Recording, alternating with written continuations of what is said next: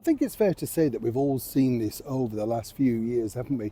Prince Harry's gone from hero to zero, quite frankly. People liked him and now they've seen through the veneer.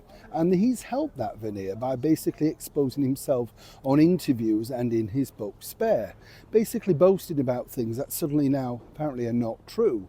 And this is the bigger problem moving forward with this visa issue, because Harry, as we saw, pictured recently, basically saying the smile says it all, he can stay in the US of A.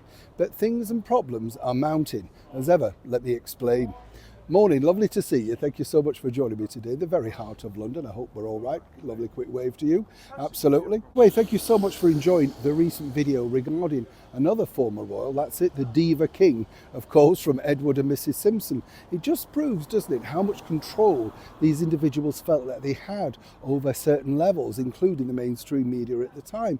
And truly, if you watch the video, and please, if you have a chance, have a look. It's fascinating as to just what they really wanted and what they were after and what they were asking for. You think, really? Even in that period, at the burgeoning time of media? But apparently that was the problem. It's a little bit like this problem today, as you can imagine. And I told you recently that this particular visa issue with none other than the former royal known as the Duke of Sussex, Prince Harry, is very, very detrimental, not just to himself, but actually Meghan Markle's brand moving forward. It just is not a good look, right? And the issue really is more to do with the fact that when you think about it, it's how that looks on paper. If Harry, in my opinion, had have just come forward and told the truth, and clearly there's some issues there because he wants to share everything else, right? So clearly, he's lied. You can dress it up any way you want. He's got something to hide. Now, you can hide behind all of this, but the average citizen, the average American hardworking citizen can't. They're exposed. Double standards. This is where this is going to get problematic. But moving forward, I was told from an excellent source that basically they were planning something of a party over in the land of Montecito. I kid you not. So much so that Meghan, as we saw with that ridiculous picture of her praying from many years ago, well, that was a significant moment apparently where she was just thrilled for her husband.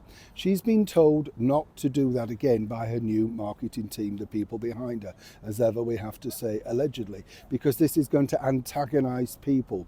You're basically saying we've won, you've lost, and it's not a battle of that, it's about law and what's right.